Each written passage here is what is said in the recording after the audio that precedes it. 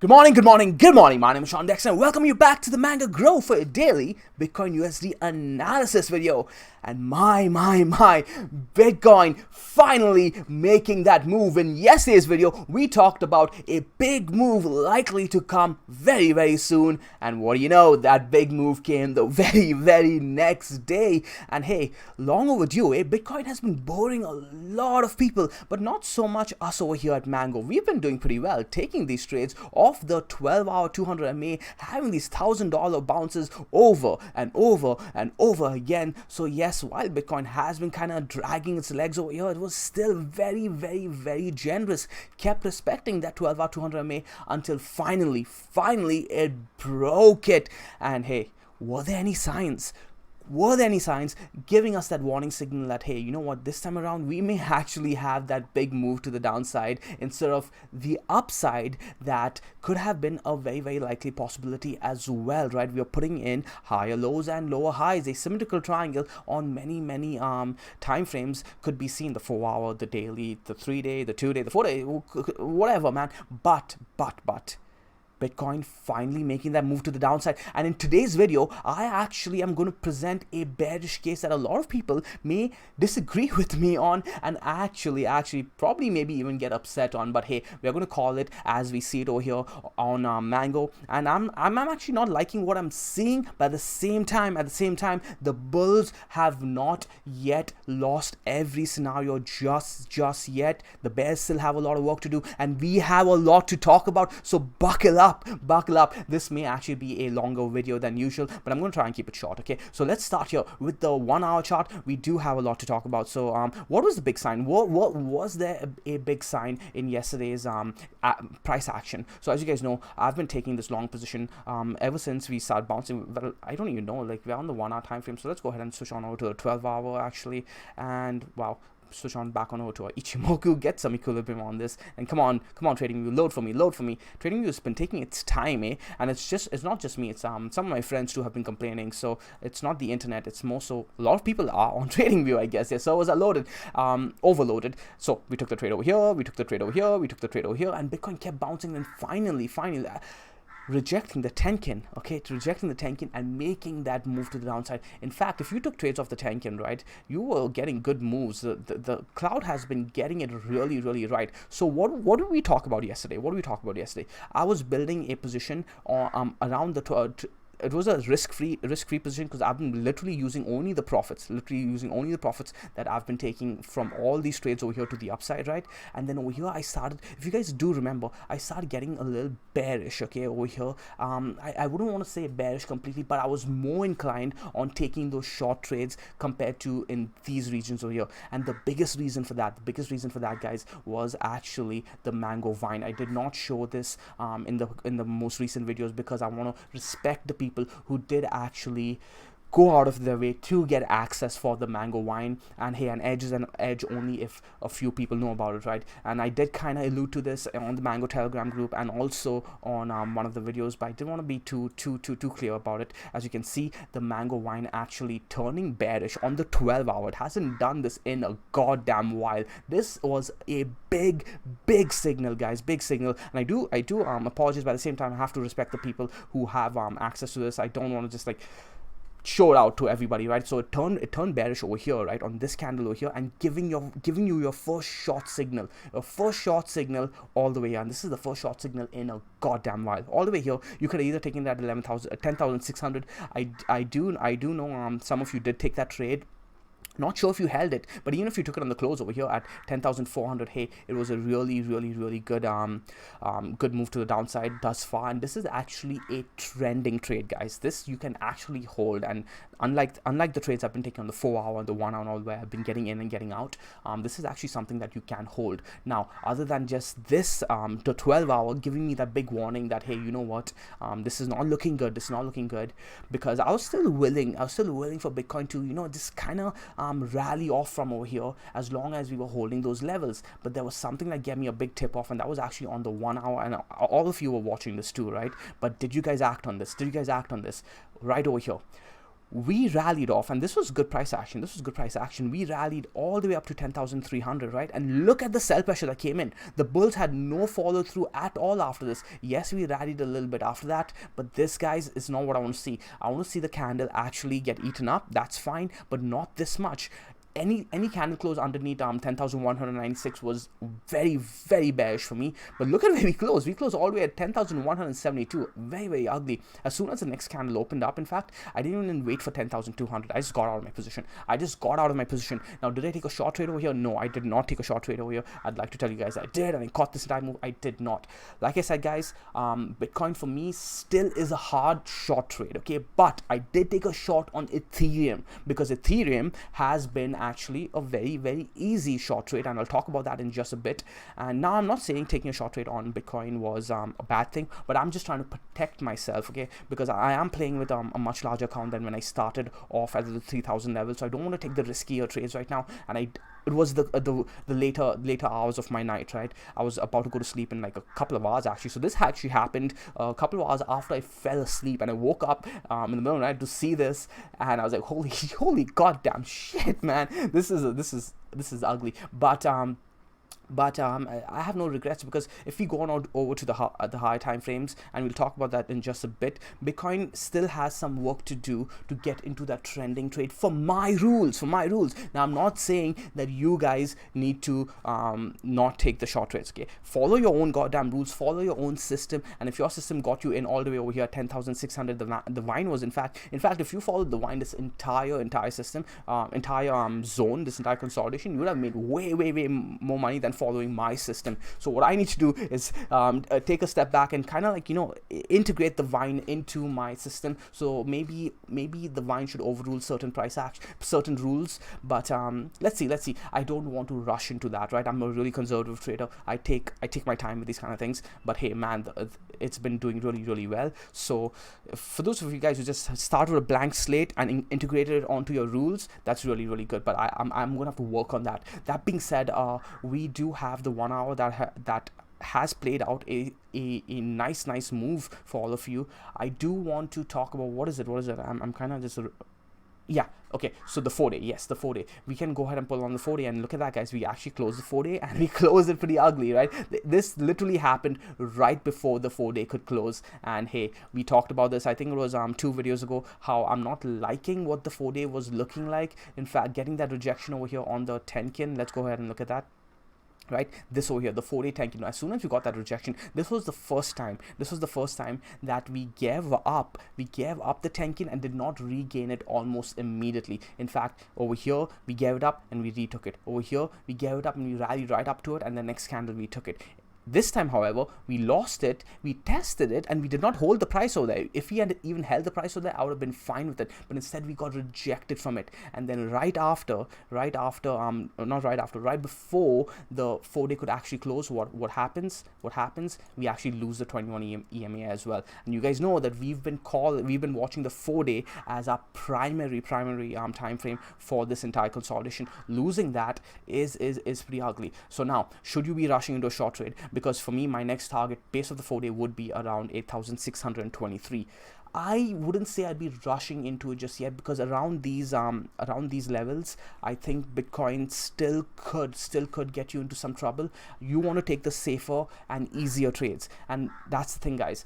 Bitcoin was not the safer and easier trade for me. Ethereum was. Let's go ahead and look at we've looked at the 4-day. Right? Let's go ahead and pull up the weekly now, and you can see that. Look at the amount of trouble that we have underneath us. We have the Tenkin. Now look at us, look at me, I'm actually talking like a bear now. I don't want to say trouble underneath us, we should say support, right? Overall, we are still like in a huge uptrend. We have not lost weekly, we've not lost our weekly horizontal yet. 9,535, closing underneath the Tenkin would be the first kill that, hey, we've lost the uptrend. In fact, have we, you know what, I want to go ahead and look at the, okay, there's so much to talk about today, but we have Tenkin, we have the 21, we do have the Kijun. Now, okay, let's go ahead and talk about Ethereum. Let's look at the same thing on Ethereum, and what do we have? We've lost the 21, we've lost the 10 kin, we've lost the Kijun, and we've lost the 10 SMA. This is the easy trade. So I took this trade, right? I'm like, okay, you know what? I can take this trade, I can go to bed, it can be a trending trade, and I don't have to feel bad about it. That's the thing, guys. To me, what easy trades are trades that I can look at my entire rule list, I can look at my system and be like, hey, my system is telling me that I'll be an idiot if I don't take this trade. So for you, let's switch on over to the 4-hour actually, and Ethereum over here, right? Right over here, this is actually looking ugly. Let's go ahead and turn all of this off. Pull up my horizontal marked, and yep, there we go, loaded up nicely. Right over here, this was the easy trade. You can call this a descending triangle, you can call it a freaking symmetrical, you can call it a pendant. I think Krisha was drawing it as a symmetrical last night, but I'm not looking at it as that. I'm looking at it something like this. Okay, that's how I'm looking at it. This is much easier to follow, and I took the trade right around this level over here, right around 187. I do have a target for this coming all the way down to 162. I did take some profits already, just some right off the bat when I woke up in the morning, but I'm looking for 162 at the very least. But hey, if Bitcoin rallies, Ethereum is going to rally. These things don't play out immediately. Okay, these things do not play out immediately. We could come down here after a few days. Again, this is going to be a trending trade for me. It does fit all my trending rules. I do not intend on. For one, I've already taken profits. On two, I'm willing to give back profits. Now, I do want to talk about this in terms of Ethereum being the easy trade, right? Why am I willing to short Ethereum, but I'm not willing to short? Let me go ahead and put this back in equipment. Why am I not willing to short Bitcoin? Because the mango way, guys, the stress-free way. And look at the move we actually got on Ethereum. Let's go ahead and actually I was just looking at my PNL. I didn't look at the move. What was this move? Let's say you shot it anywhere underneath there. Okay, that's a good 11% move all the way down to the wick. Currently sitting at around 9.5%. Okay, that's easy. Okay, and I think Bitcoin gave you something similar. I'm not entirely sure. I'll go ahead and check that in a bit. I don't want to be all over the place with you guys over here. So we have a really good move. It was an easy trade. It fitted all my rules. I didn't have to break my rules. I didn't have to feel antsy while sleeping. You got to sleep well, right? And now you look at the weekly, and hey, it is in a downtrend. Let's go ahead and look at the daily. We've lost all major levels. We lost the 10, we lost 10, we've lost the 21, we lost the Kijun. This is very ugly on the daily as well. Let's turn on our Ichimoku. What's the Ichimoku looking like? Okay, unlike a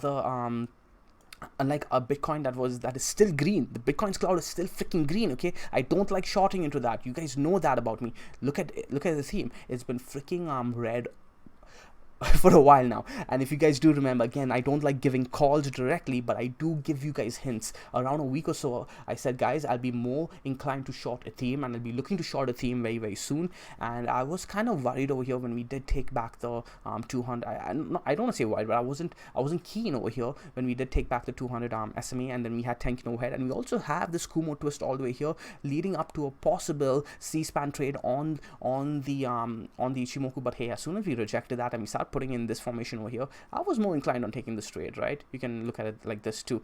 And I'm glad I did. I'm glad I took the Ethereum trade, and I'm staying away from Bitcoin for now. That being said, Bitcoin has some really bearish targets that I will be willing to short into very well. Not, I don't want to say very soon. These things can take a while. But guys, think about. I just want to point out my trading style over here. It is very reminiscent of what we did when we started this entire rally, right? If you guys do remember, I was taking longs on Ethereum, and I wasn't too long on Bitcoin. I was long on Bitcoin as well, but I was very long on Ethereum in the beginning, because Ethereum was the easier trade until Ethereum became the hard trade when it started doing its nonsense, and I stopped trading Ethereum and I started longing Bitcoin. Dude, guys, to me, it's just about taking the easiest stress-free trade. And right now, Ethereum, well, last night Ethereum was that trade. I'm not sure right now, because Bitcoin may rally off this, may or may not. I'm not sure. I'm not touching long on Bitcoin over here, and I'm not yet ready to short Bitcoin either. So for now, we can look at Ethereum. I am short Ethereem. We can also look at the 2-day Ethereum cloud, by the way, and look at that, red, right? Bitcoin's not giving me those same signs. We rejected this, rejected the 200 SMA right over here. That was a big sign as well. If you guys do remember, we were playing off the 200 SMA right over in this region, right? We were never ever able to really conclusively break it until we had this rally all the way here. I didn't catch most of this actually. My entire trade was from 134 all the way to around here. Got some out over here. Caught only some of this move, right? But now I'll be looking to play Ethereum again, as long as the trade is easy. Now let's go back and talk about Bitcoin, because now I do want to present a very bearish case on Bitcoin that I'm not sure if people are talking about it or not. I really don't think so, because nobody has been mentioning this target, but I do actually have a target of around 6,000 on Bitcoin, 6,500. Let's go ahead and look at the 4-hour, right? So here we have the 2-day, and actually, you know what, let's pull up the Ichimoku on the 2-day. I do think, yeah, we have given up the Kijun. We've not closed. This is a brand new 2-day candle. If we do give up the Kijun, okay, this is another bearish case. If we do give up the Kijun, we close in 2 days. That's around the 31st of August. Well, that is the 31st of August. We lose the Kijun and we lose a cloud. You can look for an edge-to-edge trade on Bitcoin on leading up to around 8,500, right? But again, the cloud is green, so keep that in mind as well. Okay, now what you could look at, we can go on to the 4-hour now. This is very bearish. You can play the 4-hour. The cloud is red, and you do have what is people are looking at this as a descending triangle. People are looking at this as a symmetrical triangle. People are looking at this head and shoulders pattern over here. But what I'm looking at, actually, we can go ahead and, you know what, I'm going to remove all my horizontals over here, okay? Because Krisha has kind of come in and hijacked and drawn a lot of stuff on this side. I don't know what's going on those horizontals, and we'll remove the Ichimoku too, and we'll start fresh over here. And I want to zoom out, okay? I want to zoom out, and I want you guys to look at the bigger picture, okay? And I want you guys to look at this wick over here and this wick over here, and we are going to draw head and shoulders. And actually, this is something that I learned from Krisha, okay? She usually, you guys know, I take candle closes, but when it comes to head and shoulders, she has done the testing. She's gone and actually made an Excel sheet and back tested this, and seen that when you do take the wicks for a bigger head and shoulders pattern, not just the big patterns, even the smaller patterns, they are more likely to play out and give you a stronger signal. So we're going to take the left shoulder, the right shoulder over here, and just stretch it out, okay? And what do you know, actually, did I get that right? Get the tip over there. And you can see that Bitcoin actually is kind of playing off this, right? We do have, now a lot of people will disagree with me and say this is not head and shoulders, but hey, to me it's the psychology of the pattern that matters. And you can see that we had the first drive up, okay, failed to keep going, had the drive down, tried again after rallying off this base and made a higher high, and instead we get rejected, and then try again, fail. This is the psychology of a head and shoulders pattern, guys, and that's what matters. Don't look at, oh, you guys need a flat neckline, you guys need this, you guys need that. No. So what has happened over here is we have the neckline, we have come and tried to retest that over here, got rejected, and we are going down further, and you can make a measured move out of this, right? And let's go ahead and see what is going on over there. Okay, this is not going to be fun at all. And what is that pointing down to? 6,879, right? It depends on where you draw it, though. If you draw it over here, maybe it comes down a little lower.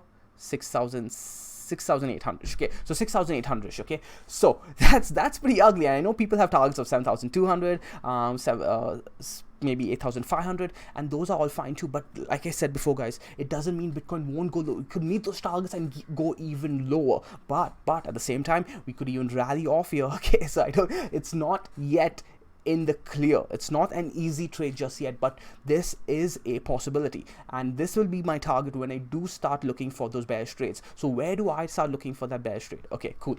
Then we can go ahead and clear everything off now, and now I want to go ahead and look at the weekly. Okay, will my horizontal stay? Okay, cool. They are not staying. That's good, because they will look ugly if we do lose our weekly. Okay, weekly, we can look at the weekly uptrend, we can look at the weekly horizontals anywhere below 9,000, closing a weekly below 9,950, 9,550 would be very ugly, and I would be looking for that move all the way down to the 6K levels if we open and close, but not just yet.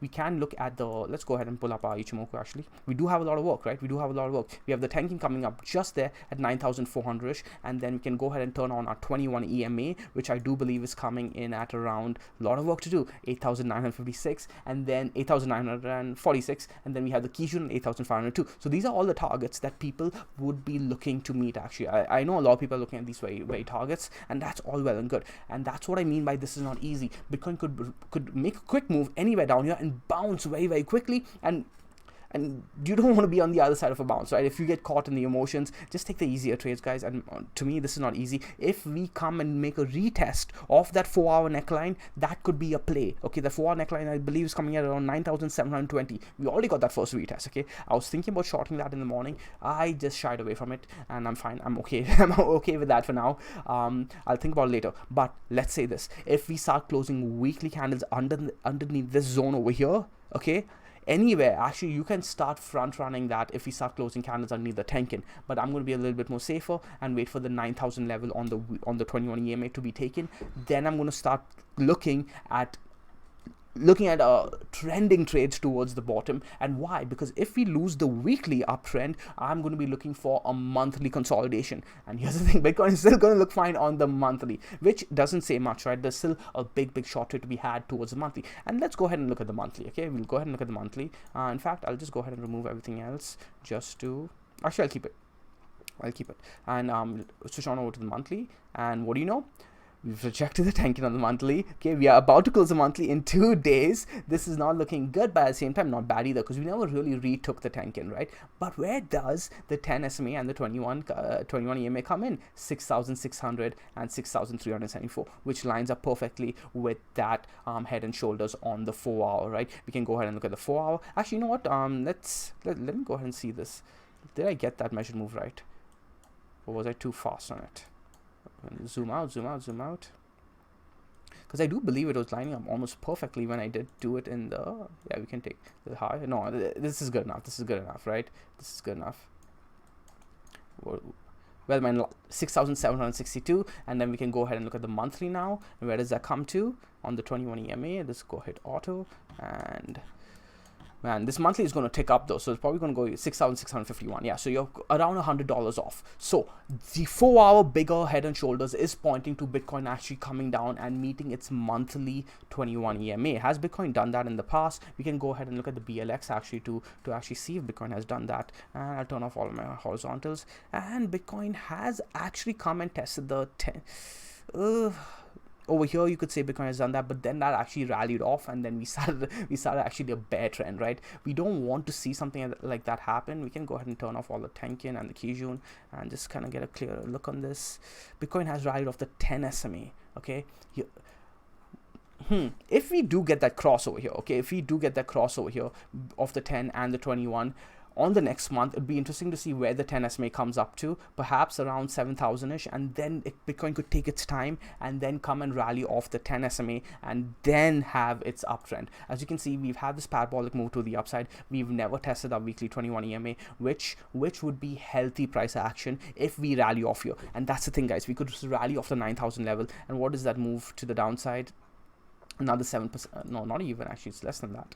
It's around 6%. I would say 6% move towards the downside, and then Bitcoin rally off that. If Bitcoin actually rallies off the weekly 21 EMA, that is the big long trade to be had after that, right? But we have to be patient and see if Bitcoin actually does that. And I'm talking about the actual weekly close. Okay, a rally off the first bounce would not be enough for me. I would want to see the weekly close, because we could rally off the first bounce and then simply throughout the rest of the week just break it again and then close under the week, and that would not be ugly. But then an open and close under the week, which would take 2 weeks to play out, would be what I'd be looking for. To be looking for the 6,600 levels, right? Does the 6,600 level match up with any horizontals? It probably does. Let's go ahead and mark out some horizontals. We have a horizontal right there at 6,132. We have one over here at 7,300.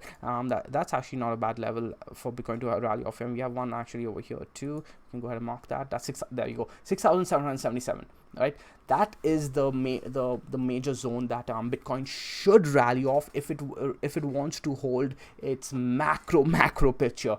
But if you guys are bullish on Bitcoin longer term, of course you guys don't want Bitcoin to come down there. You guys are looking for the weekly to hold. Okay, you guys are looking for the weekly level to hold. I'm not bullish right now. I am not bearish right now. I am simply looking to milk the most of whatever moves there are to come in the upcoming days, 2 weeks. And right now that trade to me is going to be on the altcoins. I'll be looking at those as long as they are easy, wherever I find the easier trade. Okay, and what's easy for me may not be easy for you, and what's easy for you may not be easy for me. So it is what it is, guys. I'm just giving you guys my thoughts thoughts. Speaking of Ethereum, yeah, we already talked about Ethereum, right? So I don't want to go into that too much, but yeah, we can do a wrap up now. We are looking at our Bitcoin on the daily. We have actually, let's go ahead and look at the 1 hour. This is BLX. Let's switch back on over to, yeah, so this is it. You see this wick over here, that is a major level to hold, 9,120. And then have we taken out this level over here? No, we've not. Let me go ahead and remove these horizontals. This is Coinbase, right?